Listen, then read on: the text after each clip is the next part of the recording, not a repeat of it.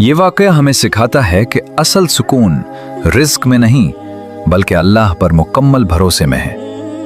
ایک غلام کئی دن کام پر نہ آیا مگر اس کا مالک اس کی غیر حاضری کے باوجود اس کی تنخواہ بڑھا دیتا ہے۔ غلام خاموشی سے رقم لے لیتا ہے، لیکن جب دوسری بار وہ غیر حاضر ہوتا ہے تو مالک ناراض ہو کر اضافہ ختم کر دیتا ہے اور تنخواہ کم کر دیتا ہے۔ غلام پھر بھی خاموش رہتا ہے۔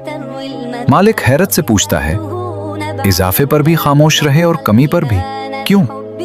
غلام ادب سے جواب دیتا ہے، پہلی بار غیر حاضری میری اولاد کی پیدائش تھی تو اضافہ وہ رزق سمجھا جو میرا بچہ لایا، اور دوسری بار غیر حاضری میری ماں کی وفات تھی تو کمی وہ رزق سمجھا جو وہ اپنے ساتھ واپس لے گئی۔